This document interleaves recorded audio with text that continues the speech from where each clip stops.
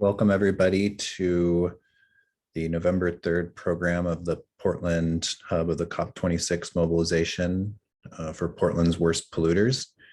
My name is Nick Caleb. I'm the climate energy attorney at Breach Collective. Breach Collective is a relatively new nonprofit, about a year old, Oregon-based climate justice organization. We support movements from a variety of perspectives and with different skills, especially folks who are fighting new fossil fuel infrastructure or trying to decarbonize energy systems. I'll tell you a little bit more about our work over the course of this discussion. I am going to share a link in the chat to the COP26 Portland Hub calendar, so you can see what other kind of events are going to be happening over the next week or so.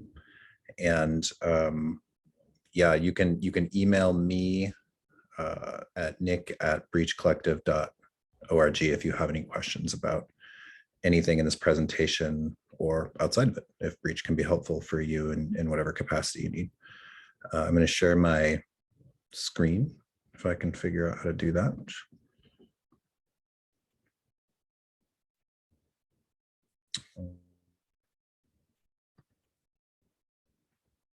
There it is. Oops, just a sec. Open the right window. Okay, now I'm doing it.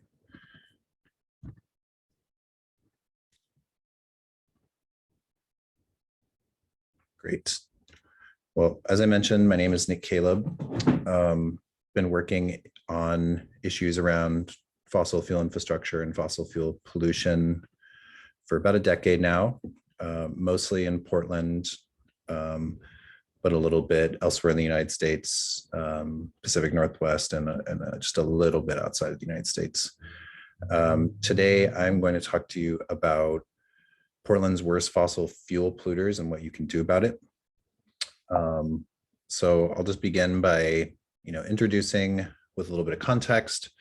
So this presentation is a part of the Portland hub of the COP26 coalition. So as many of you are aware, I'm sure that part of the reason you're here is you are following the events in Glasgow right now. COP26 is basically an event for world leaders to try to implement Article 6 of the Paris Accords, which is about cooperative approaches to fighting climate change. And the COP26 coalition is an effort, a lot of groups in the UK, but also worldwide, of stimulating a mass mobilization to try to bring people's movements' concerns to the forefront of that event. Sorry, there's a siren going by my house. I hope that's not too distracting. And, some additional context. I live in Portland, so I work a lot in Portland, and Portland is an interesting place for a variety of reasons, but one of those being that, at least in the climate context, we have done a lot of firsts in Portland. And when we're talking about fossil fuel infrastructure, fossil fuel pollution, a just transition off of fossil fuels and toward clean and renewable energy, there's a lot of stuff that's happened here in the last 5 or 6 years that is useful not only for our residents, but also as models for the global drawdown. And kind of the call for no new fossil fuel infrastructure, although it may have been circulating in different circles, really was expressed first in Portland in like 2016. And then, we immediately passed some 100% renewable energy goals and implemented the Portland Clean Energy Fund soon after. And so people take note of what we're doing in Portland. And I think, some of the approaches to fighting carbon polluters that we've taken here could be useful for others. So if you're from Portland, great. Might be a chance to get more incorporated into existing movements, or to start thinking about how you might take on a polluter as a new campaign. And if you're not in Portland, hopefully this is useful for you as well. I should say that feel free throughout the course of the chat to post questions and answers. I may or may not answer them during the webinar, but I do have the ability to check them while I'm going through. So feel free, and feel free to use the chat to talk amongst yourselves as well. All right, so the topic of the webinar is Portland's worst fossil fuel polluters. This can mean a lot of different things, and I take some liberties in who I highlight as the worst polluters in Portland. And folks who are following from Portland may have others that you want to share in the chat or at the end in the Q&A. But worst in this context could mean who's emitting the most quantity of pollution. It could mean the most egregious actions that a company or project is taking. It could be an organization or company's attempts to influence politics in an underhanded way. It could be folks that are stimulating corporate espionage, which is something that's not too uncommon in movement spaces these days, to have kind of paid spies trying to gather information on the most effective climate justice organizations. It could be organizations who are greenwashing, which for folks who are not familiar with that term, it's a term that is meant to expose false branding that attempts to paint a polluting company or some kind of polluting action as actually sustainable or good or green, and using confusing language that confuses the public or is just straight up lies oftentimes as well. And worst polluters could also be the financiers of big polluting projects. And so we'll touch on the examples that I provided to you, will touch on most of these topics today, most of these categories. And then, just another piece of context is that the fossil fuel economy is still dominant. It's running up against some limits, hopefully, although, background fights in Congress, they're still trying to fight to hold on to their market share and their dominance. But hopefully soon we're coming up to the end of their dominance and starting to transition away. But every company that has a brand or logo is not just existing on its own. It exists in a big system that promotes its activities. There's extraction, transport, refinement, storage, production processes where combustion is happening either for energy or for the maintenance of products, et cetera, shipping. So it's a big integrated system, and to unpack it requires a lot. And every fossil fuel polluter also has a big network of support.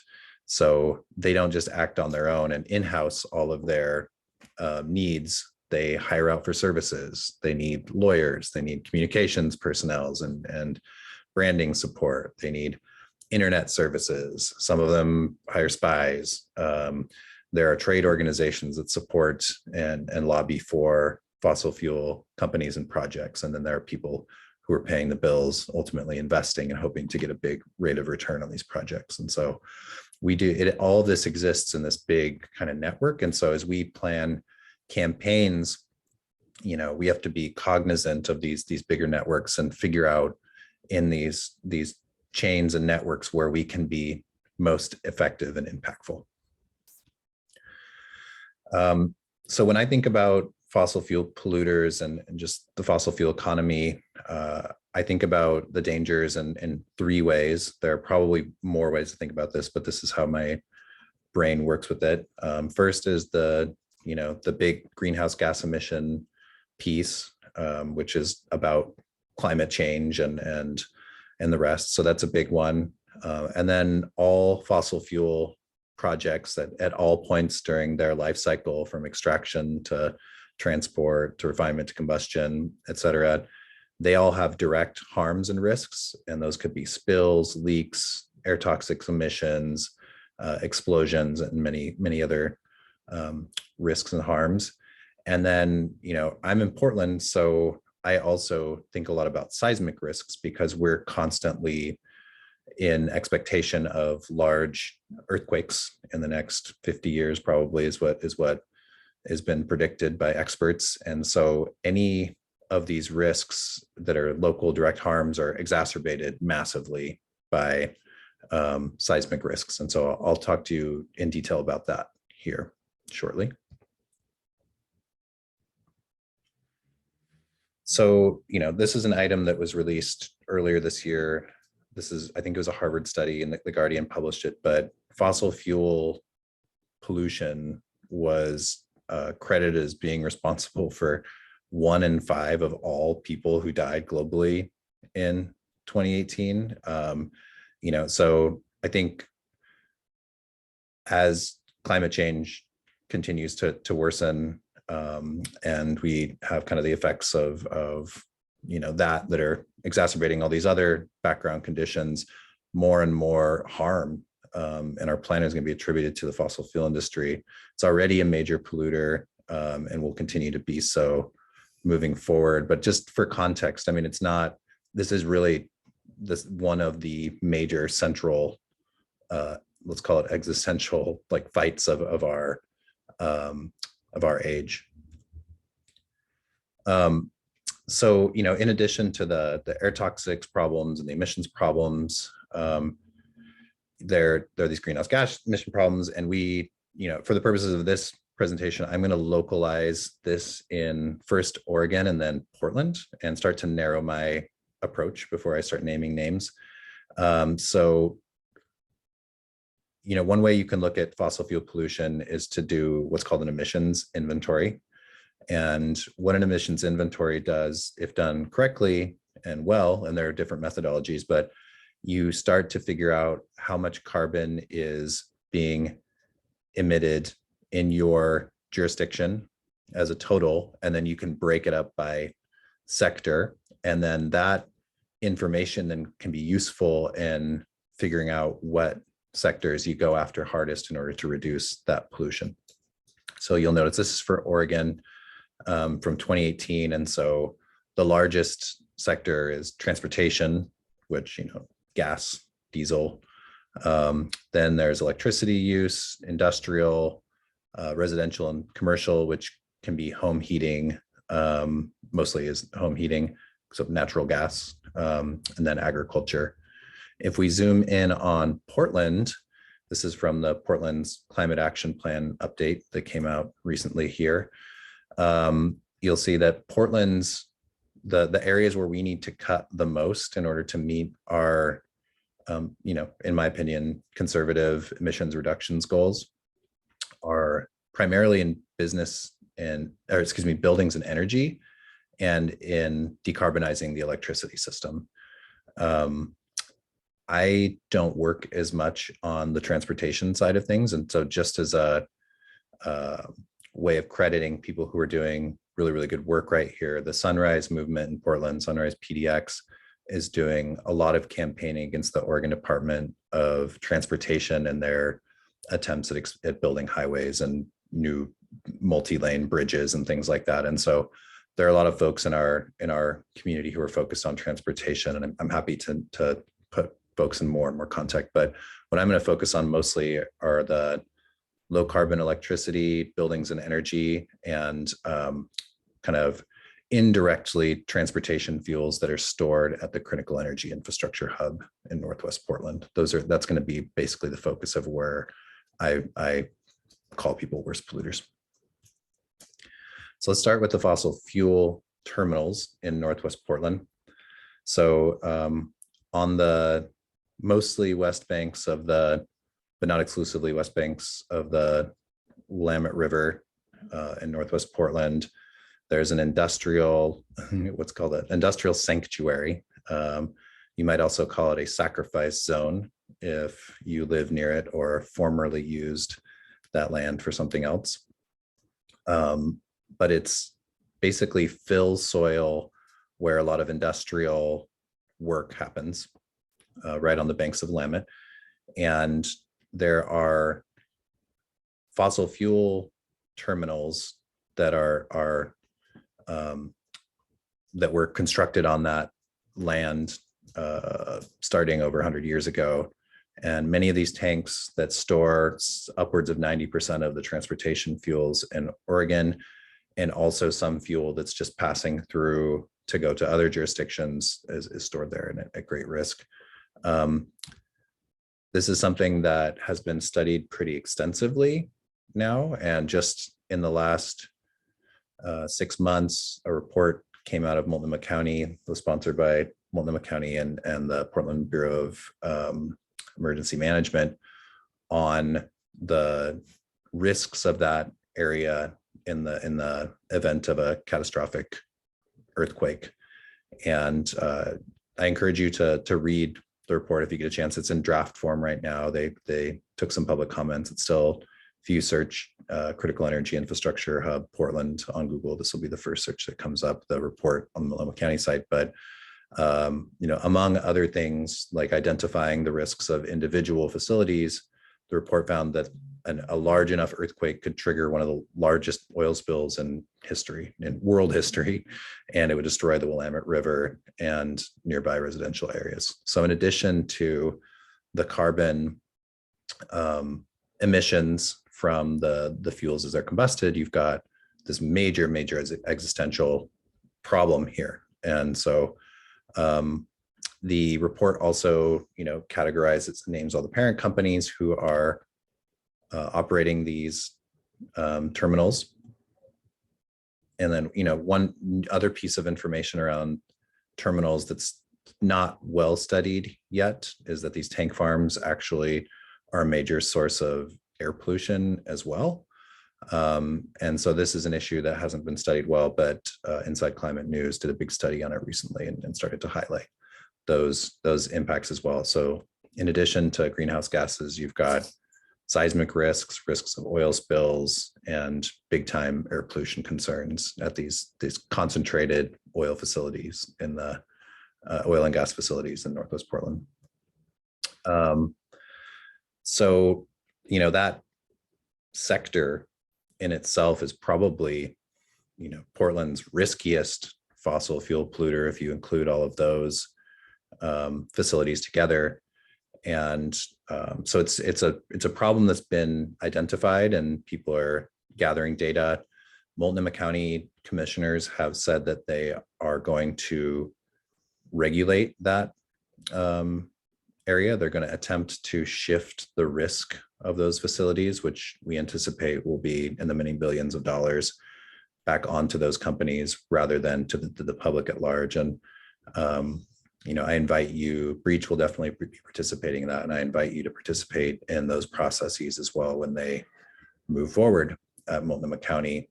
I'd say in past years that the city of Portland would be a willing partner on that, but the politics are a bit different there, and I'm not so sure at the time being how involved the city of Portland will be. But Multnomah County for sure will be taking up that regulatory project here in the near future. So in addition to the air toxics and the seismic concerns, what got people, at least people like me, focused on terminals in the Pacific Northwest to begin with, is that there was a major global shift in the energy economy starting about 20 years ago when George W. Bush took office, and they started moving and incentivizing different types of extraction in the US and Canada. Now the US and Canada are by far the world's largest oil and gas producers in the world. So much so that there's not nearly enough in demand in the US that could even be met, there's no way that demand can be high enough to meet all of the needs, I guess, of this volume of fuel that's being developed.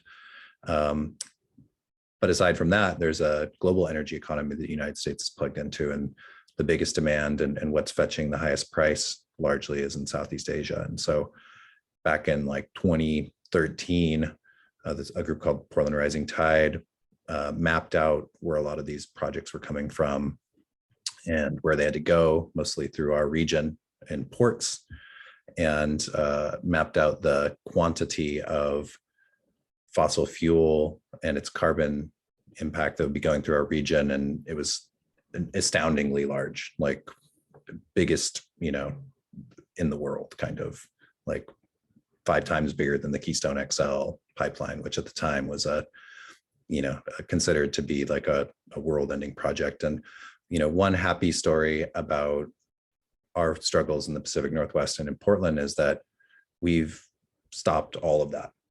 Except for a couple projects, which I'll talk to you about shortly.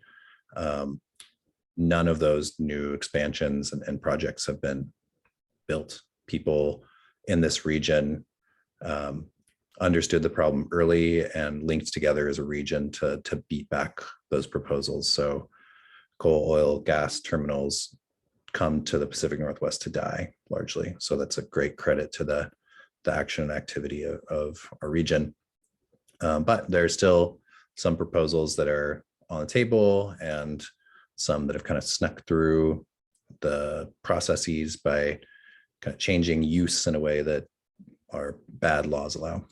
One of those is Zenith Energy, who is definitely one of Portland's worst polluters, both because it's a new oil export terminal that brings oil both from the tar sands and the Bakken, two of the worst places that you can get oil from, and have different kind of risks associated with both those fuel sources.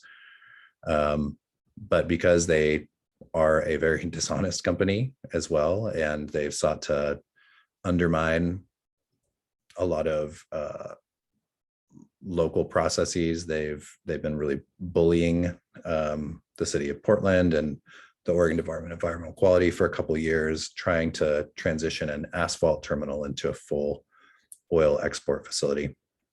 But good news on that front as well. In the summer, in August, there was a big fight to try to convince the city of Portland to refuse to grant what's called a land use compatibility statement, which is a piece of paper that Zenith needs in order to get a new air permit and continue operation. And the city of Portland, actually, under great pressure from residents in this community, denied that land use compatibility statement. So they are in a bit of trouble right now and have sued the city at the Land Use Board of Appeals to try to get that piece of paper from the city. But as of right now, we are winning that fight. So more to come in the winter. This fight is surely not over, but huge victory. A lot of it I didn't expect. Sorry, hold on a sec. I've got to stop my dogs from barking and close my windows. I should have thought about that before. So in addition to the issues with Land Use Board of Appeals, there are the Department of Environmental Quality, which is the agency that issues the air permit, also put into motion a process to fully deny that air permit. Zenith appealed that decision, saying that they are in litigation. And so that's basically on pause for the moment as well. But assuming that the city and interveners like Columbia Riverkeeper and Willamette Riverkeeper prevail in litigation, then Zenith is going to have a really hard time operating at all.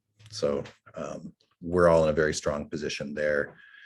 And if it comes out the way that we want it to, this will be, to my knowledge, the first time that a permit like this has ever been rescinded from an existing fossil fuel terminal. And that's exactly the kind of action that needs to happen to start moving toward a clean energy economy. Not only do we have to say no to new fossil fuel infrastructure, but we've got to get rid of the stuff that's already online. So this fight against Zenith is a big one. And stay with Breach Collective and follow us to get the newest news on this. Columbia Riverkeeper is also a great source of information. It's worth mentioning that, as I said in the kind of introductory context, that Zenith doesn't operate alone, right? They've got a lot of the technical side of things that they operate at their facility, and they've got corporate headquarters and they've got investors and all the rest, but they also need the help of local organizations to try to sell their brand to Portland's residents. And so they enlisted a communications firm called Pac West Communications, who does their branding and produced a greenwashing video to say that Zenith Energy is actually a renewables company, and that they are trying to become a fully renewable company as soon as possible. No evidence has been offered to support this, and that it's not clear to me that biofuels, so-called biofuels, are a renewable resource, but that's the claim they've made, and they've got a local communications firm that's helped them to try to make that case. I think fortunately, by the time this type of messaging was put out to the public, we were far enough in our campaign of getting people to understand Zenith as an oil company that it hasn't had much of a effect yet, but it's something to be on the lookout for as this project moves forward. If they're denied an air permit and lose in litigation, they'll probably come with a new proposal that is heavily focused on quote unquote renewable fuels. So we'll have to watch out for that. And while I was doing research for this presentation, I was, going through a lot of PacWest. Some communications firm will just put all of their clients on their homepages. PacWest does not, which, read that as you want to. But the things that they did have listed, this was one of their studies. So PacWest, besides, helping Zenith sell oil to the community as renewable energy, works for a group called Coloradans for Responsible Energy Development, which basically is a greenwashing organization that calls environmentalists liars and, quote unquote, euphemistically provide fact-based communications about oil, which is essentially to say, this stuff's not bad. Oil and gas are not bad. And the environmentalists are lying to you. So they're mercenaries for the fossil fuel industry in Portland and also in Colorado. So even though they are, they're a Portland-based company, their tendrils go outside of our local area. I should say that this is research that anybody can do, by the way. If you've got Google and you've got an attention span, you can track down the communications firms that work for different fossil fuel companies. In the past, there were companies that were representing coal facilities where activists were able to basically challenge people to debates and force them to come out in public and in a way that was not great for their brands. And you can actually get these companies to drop clients sometimes because especially marketing firms don't like to be the subject of news stories, for example. They like to give quotes on behalf of their clients, but they don't like it when people are actually looking into their own business and values. So that's always a tool in the toolkit there. Zenith also needs lawyers to litigate and to argue their permit appeals, and they retained Stoll Reeves, which has on their website a lot of information about how sustainable of a company they are because they do some carbon crediting internally and acquire renewable power for their buildings and stuff like that. But this is a firm inside the city of Portland that does a lot of work for the oil and gas industry, protecting polluters, helping them extract more, and generally driving climate chaos. So, this is from their oil and gas page on their website, but they say, we vigorously defend you, in this case, the you that would be looking most often would be a fossil fuel polluter, against regulatory compliance challenges, enforcement actions, and citizen suits, and represent your interests in administrative reviews pertaining to permitting. So they will do anything for you if you're a fossil fuel polluter and you can pay the bills. So again, kind of like an August institution in Portland that's been around for a long time, one of the bigger law firms, has a lot of oil and gas clientele. So, not a stretch to include them in the worst polluters. Even if they're not doing the emitting, they're certainly enabling it. Okay, we'll pivot a little bit here and talk about a different class of pollution coming from a company called Northwest Natural.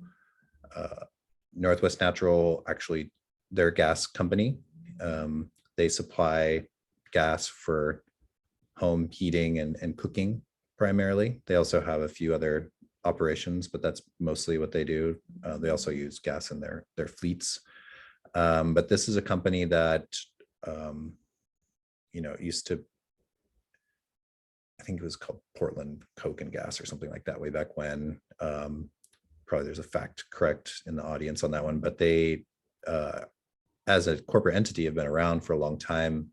And at some point were smart enough and cunning enough to rebrand themselves totally and ride a wave of branding that sold gas as a clean fuel,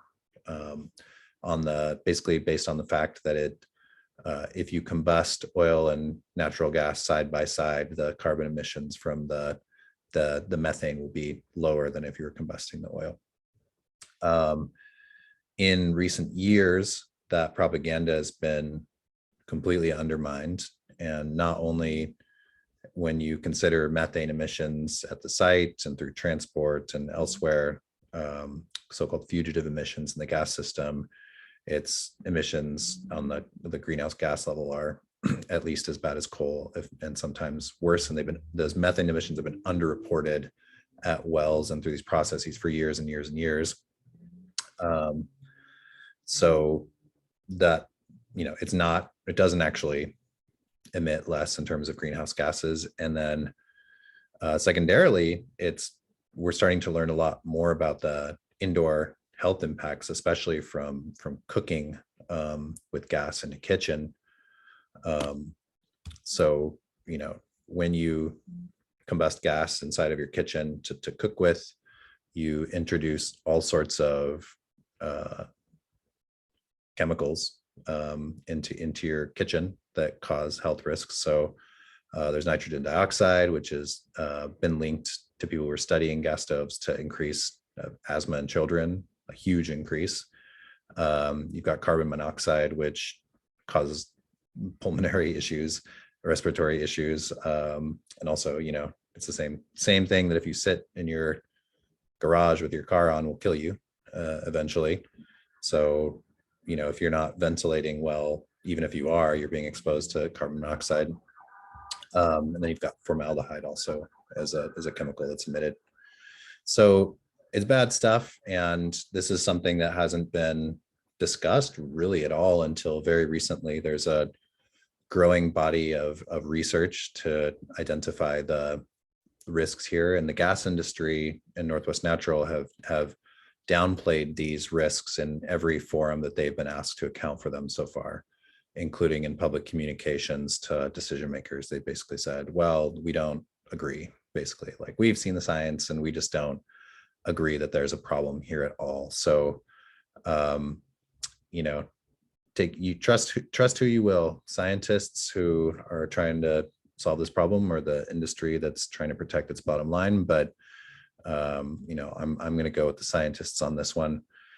So in that vein, an organization that we work closely with, Power Pass Frac Gas, put together a report about, the many dangers of methane gas, Northwest Natural's misinformation about it, and also unpacking their quote unquote renewable solutions to the problems of gas. They basically are proposing that they will transition their system to what they call renewable natural gas, and then later to green hydrogen are their kind of two techno solutions that they've been offering. And none of those seem really technologically or economically likely to actually solve this problem. And so anytime they can convince policymakers to listen to them, they sort of just delay how long until we get serious about getting off of gas. And then this company and its shareholders can ride off of, the rents basically from their infrastructure for as long as possible. I like this quote. This is from Amy Hendrickson, was given in the press release of this report. She said, after testifying to the Portland City Council in April, Northwest Natural attacked me and other youth in an attempt to discredit us. Elected officials should listen to youth on these topics because we are inheriting the climate crisis and we don't want the gas industry to exist. Northwest Natural's greenwashing and use of methane gas puts all people at risk for poor air quality, gas leaks, and increased danger during the earthquakes. So, greenhouse gas pollution, indoor air pollution, greenwashing, and attacking kids, that'll get you a worst polluters of Portland designation on my webinar, at least.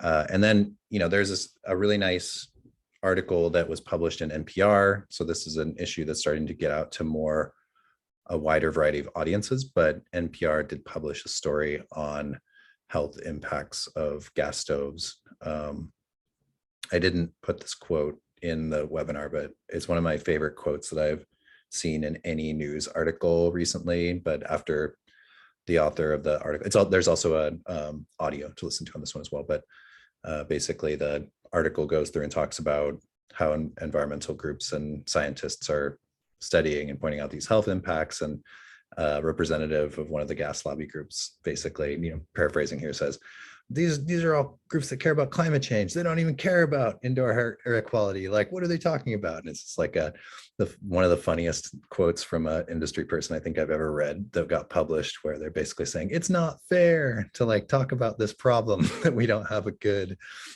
PR strategy for covering up. And so definitely recommend reading that article. Their communications firm is called Guard Communications, who, at least one of their communications firms. And Guard was one of the first communications firms that I came in contact with when I was getting active in climate work in Portland, because they were representing Amber Energy, which was a big coal firm, Australian coal company that was trying to build a coal export facility at the Port of Morro. So they've got a record now of representing fossil fuel polluters as well. Oh no, it didn't make it. Oh, there it is. I skipped over it somehow. So Northwest Natural has this, they're really heavy on marketing and branding, Northwest Natural. And they basically apparently will just say anything. They'll just be like, oh, here's it's like the Karl Rove strategy of branding or something. Karl Rove, famous scumbag Republican strategist for George W. Bush, who would just be like, the best way to win in politics is just accuse your enemies of what you're guilty of, just in advance. Accuse them first. It muddies the waters. And Northwest Natural apparently, has some kind of similar strategy where they know what their weaknesses are, and then they try to turn them into strengths. And so they have this van that goes around and says runs on natural gas, and so you can't see on the big pictures, it reduces emissions and improves air quality. So the exact opposite of reality. Running around is a van-based branding exercise every day. And they also send out a lot of mailers to their customers very often, touting, their new campaigns for how we're going to green everything up. And don't worry, we hear you care about climate change. We've got these technical solutions. Or if a city government is planning on, making progress on electrifying buildings, they'll send out mailers to residents and say, they're trying to take your gas stoves away from you. And so they're really active in the space of trying to mobilize their customers against solutions. And it makes sense because their institution is in an existential crisis. There's no way that we can continue to have gas heating facilities and a stable climate. These things they don't exist together. So they really do have to find some kind of alternative. And so they're grasping at straws and trying to pick some kind of miracle technological solutions. I don't think they're plausible. And I think we'd be better off if we set in motion electrification through restricting new gas hookups and really, really rapidly accelerating the transition of existing gas appliances and stoves to electric alternatives. That's just me. So those are a couple of the big polluters in Portland that I work a lot against, I guess, trying to stop their developments and push back on their greenwashing efforts. There are a lot of polluters in Portland that many of them are not Portland based. Some are, but many of them aren't. And many, if not all of them, are members of the Portland Business Alliance, which is a trade alliance based in Portland, as the name suggests. And this is just from the oil and gas, the utility and energy section of their membership list. You can just go search the members of the Portland Business Alliance on their website, and they'll tell you who's there. But Chevron, Northwest Natural, Zenith, Pembina was the corporation that owned the Jordan Cove project, and before that tried to bring a propane export facility to Portland back in 2014. Two big polluters on here are utilities as well, PGE and Pacific Power. Pacific Power, most of their electricity is still generated from coal. And as you'll see on the COP26 Portland Hub event calendar, which I shared earlier, and I'll share again toward the end of this, there is a effort ongoing to put pressure on them. The Sierra Club is running it, to pressure them to get off of coal to renewables, and Pacific Power is planning on getting off coal and going to gas as instead, which doesn't really, as we mentioned before, solve the climate problem at all. So they've got a lot of work to do. And then PGE, most of their energy right now is produced with gas, gas to electricity. And so they've got a lot of work to do as well. There was a bill that was passed in the Oregon legislature this year that sets a timetable on fossil pollution in our electricity grid by 2040. But honestly, we need to move a lot faster. And so we need to put as much pressure as we can possibly muster consistently at these utilities to push them fast to renewable sources of electricity as soon as possible. And then if we can get renewable electricity on the grid, then that when we replace gas, that becomes renewable sourced as well. Other members of the Portland Business Alliance include the Western States Petroleum Association, which basically fights every attempt at doing carbon or climate regulation on the West Coast, California, Oregon, Washington, and elsewhere. Lawsuits, funding dark money organizations, funding disinformation campaigns. They put a bunch of money into beating back Washington climate policy successfully in years past. Okay, so that's a little sampling of some of the worst polluters in Portland, and a little bit of information about what they do. And I hope that you will join Breach and others in our campaigns moving forward. I want to pivot a little bit to just talking broadly about, so there are different components of how we can do climate work. And if you want to do it the way that me and people like me do it, a lot of it is hyper focused on institutions and collections of institutions that work together to do these projects. And a lot of that work is actually just like research and understanding things and diving through complicated information or propaganda and coming up with the clear story of what's actually happening and then being able to communicate that to the public. But clarity of information does not mean change will follow. I think that's one of we use it all the time in our language, but there's an assumption that if people have good information, then change will follow. And I think, if anybody's following the congressional debates around climate policy and the Build Back Better program and all that right now, you got to be convinced that's not the case, right? Like this is a question of power. It's not a question of information. Information could be a subset of power, but we need to mobilize smart with every tool at our disposal at any given time in order to beat back polluting projects and take these polluters offline in line with the climate reduction, the carbon reductions that we know we need to do from a scientific perspective. And we have a lot of tools to do that. Here are 7 that I've identified. There are lawsuits.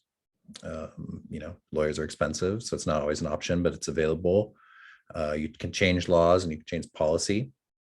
You can get involved in the permitting process. Even most organizations, fossil fuel companies, if they're storing and transporting or burning or extracting, they need to get new permits or licenses on a pretty regular basis. And every time that comes up, that's a new opportunity to try to get them offline or to make significant progress in that goal. You can use boycotts or pressure campaigns or communications campaigns, like divestment. On the other side, there's promotion of new technologies, markets, and architecture that rival fossil fuels. So the promotion of renewables. I should have added to that as well, making alliances with labor organizations and using those, working with workers to figure out the type of work that they want to do, because the voice that they bring has a lot of moral authority in these campaigns, working people. There's creative visioning, community planning. We can't blindly go to places. We actually have to know where we're trying to go together, and creativity in art, both visual, music, and thinking about these sorts of things, identifying values of your community, and then applying those to, what the world we want to see is. This is immensely important and doesn't happen enough in my experience, because we're always kind of fighting against the next bad thing, and we don't often take time to think of what we actually do want. But this is essential component. And then there's this category 7, direct action, which is kind of a catch-all for everything that's not listed directly here. So I'm kind of wrapping up, and it looks like we'll have plenty of time for questions. But I like this quote a lot. Always, the earth is dying, it's being killed, and the people who are killing it have names and addresses. Like, climate change is often discussed as a big abstraction, and it's terrifying if you discuss it that way, like the big unknown that's kind of like coming. And I think for me, the only way that I've been able to manage working in climate is to break it down to its parts, to understand systems and to understand points of importance along supply chains and pipelines and extraction and combustion, all the rest, and kind of map those out, and then understand where the points of vulnerability are within, specifically the fossil fuel industry, but you could do this for any other polluting industries, and then to be able to run campaigns to stop that from happening anymore, and to transition to the clean energy solutions that we need. And so I would like to invite you to join me and others on that project, to not let the despair overwhelm us or take the form of an abstraction, but actually to when we reflect on these things, identify the people, the processes, the companies, the associations that are moving things forward, and to fight them in our community, because we can win. We have won. There's a lot to do, of course, but we're getting really good at it. And so now we need to turn it up and start winning at a rate that's a lot more advanced. So I'll just end by saying, Breach Collective, we are new, but we like to do this work a lot. And basically grassroots movements, wherever they are, who want to take on polluters in their community are our allies. And we like to support we can help with campaign planning, we can help with media, general advice, legal, organizing suggestions, plugging folks into networks. Only by networking, building power as a movement, continuing to work good with one another, and to make use of all these tools that are at our disposal, are we going to win and see a livable planet for ourselves and also future generations. So with that, I will stop sharing, and I'll start looking into I'm going to try to stop sharing, I guess. And I'll start looking into questions here and see what I can get. And feel free to put them in the Q&A or the chat, and I'll go find them.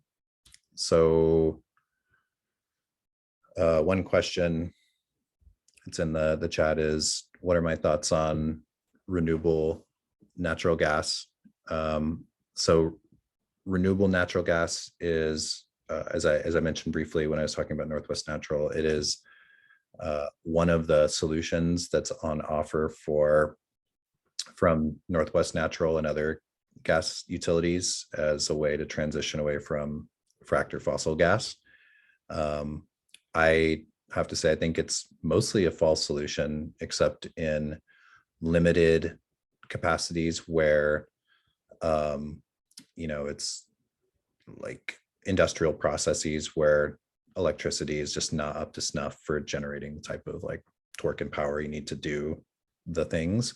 Renewable natural gas might be a limited solution there. It also may be a limited solution in, recycling waste products and sewer systems and waste treatment facilities and landfills for kind of like localized use, either to like manage those facilities or for fleets of vehicles, or moving that into industrial processes. But it absolutely is not a one-to-one replacement for fossil gas in the home, and that's basically what it's been sold as by Northwest Natural. They're telling people in Eugene and elsewhere that don't worry, we've got this renewable solution. We'll just start piping renewable natural gas into your home instead of fossil gas, and suddenly it's renewable. But it may not be fossil gas, but it's still methane. It still has emissions, and it still has a lot of the same human health problems that, if not the exact same human health problems, than burning fossil gas in your home has. So I would consider it in the category of false solutions mostly, except for limited application around the edges. There's a follow-up question about green hydrogen from Paula. It says, there's a big article in the New York Times a couple of weeks ago about green hydrogen. Does this option offer any hope? And I would say this is kind of like a really good segue from the question of renewable natural gas, because a lot of, at least Northwest Natural is offering green hydrogen as its endpoint, sort of like renewable natural gas is intermediate, and then we're going to get to green hydrogen, which is hydrogen that's produced from renewable energy sources. Basically, the hydrolysis is done by renewable energy instead of fossil energy or other. And I am lucky to have some pretty close friends that are in the renewable hydrogen, green hydrogen development business, and they've talked to me quite a lot about what their plans are. In the context of home use, it seems really unlikely that that's going to be where that technology is expressible, absent like some huge amount of subsidy from probably the federal government to just choose that as a solution. The way that renewable hydrogen or green hydrogen would get into homes would be to basically piggyback on renewable natural gas and fossil gas within utilities. And so it would, in my opinion, it would be like a huge delay on a phase out of natural gas to replace with electricity, which is a proven technology. It already exists, in sort of hopes that we can mobilize the types of resources that we need to invest in R&D to be able to, then retrofit pipes and make them ready, available, et cetera, et cetera, et cetera. And so I see that as not totally impossible, but far-fetched from an economic perspective, because if ratepayers have to take that cost on, especially, that's going to be enormous, and gas rates will be ridiculous by the time any of this comes to be. Nobody's going to want to be on a gas system anymore. So I think there's like a real world economic problem about getting to renewable hydrogen that makes it really hard. I don't necessarily feel that same way about the transportation sector. It seems to me that it's far more likely that green hydrogen could be used as a replacement for gasoline in vehicles, especially like long distance trucking and things like that. Okay, I'm going to scan through that question. Guy asks, is there any regulation of corporate propaganda by regulated monopolies to captive customer audiences? And, that's a good question. A lot of state consumer protection laws forbid false statements. They come in various shapes and sizes about how serious they are and how well they're enforced, but you're not supposed to mislead or misrepresent your product to consumers. And arguably, a lot of these fossil gas companies in particular are doing so. Arguably, Northwest Natural is one of them. And so, I think that probably it shouldn't be allowed.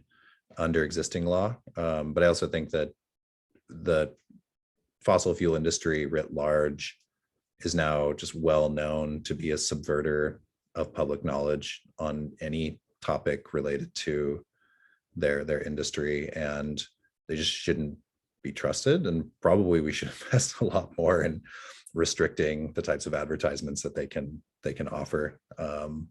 Like if you've, treat people at face value until they've lied to you 60 gazillion times, and then maybe don't allow it anymore, in my opinion. Okay. Another question in the Q&A, it says, often when I talk about wanting to shut down Zenith Energy and other fossil giants, I am met with a response along the lines of, but you rely on fossil fuel. How would you respond to this? This is the you're a hypocrite, you shouldn't be trusted line of argumentation. And my favorite way that this is, there's this great cartoon, and now I'm going to forget the name of the cartoonist, that's circulated all the time online, where there's like a peasant, basically being like, we should improve society somewhat. It's like a feudal cartoon, and somebody that like some guy pops in, haha, well, you rely on like the structures of feudalism to survive, you hypocrite. And it's just like, we live in a world that's constructed on fossil fuels. Like that's the post World War II United States was constructed on the basis of fossil fuels, and specifically in automobiles. Like the whole of urban architecture and suburban architecture was constructed with that in mind. Anything new, highways, suburbs, all the technologies that came around that were one big economic project. And so, I think it is tough to, in a conversation where you're trying to just like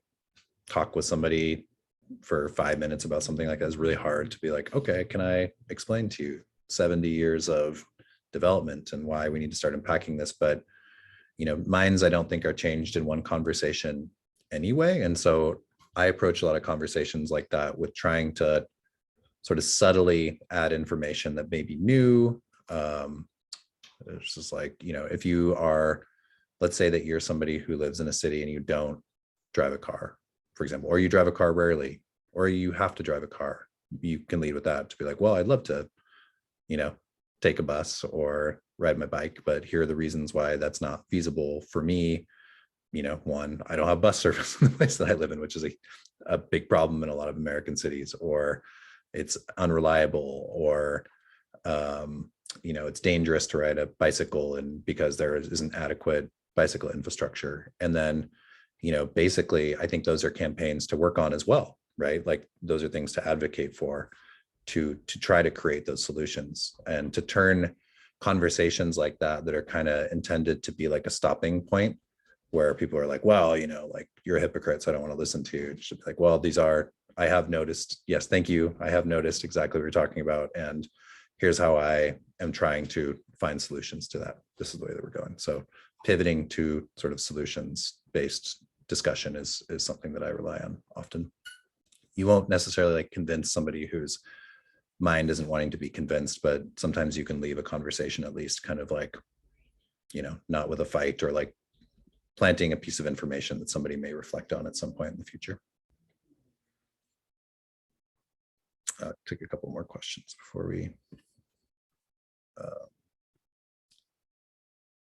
we break. Anything else that folks want to discuss here, or that I've missed that you want to kind of bump up to the top of the chat?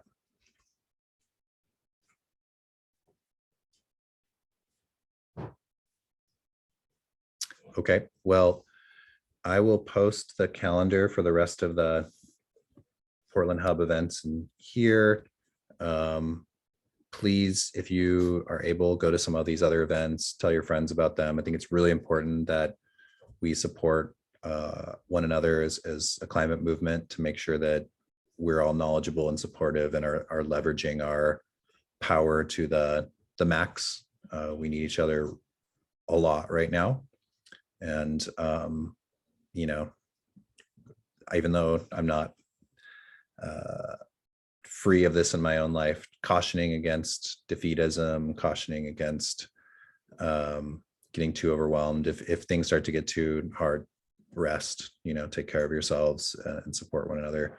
And like I said, Breach is new. We've got a lot of resources that we can help with.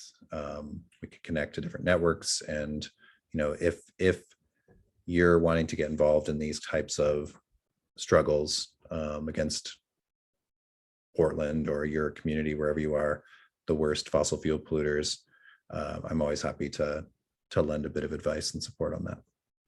So thanks again, everyone, for joining. I'm going to put this up on the web.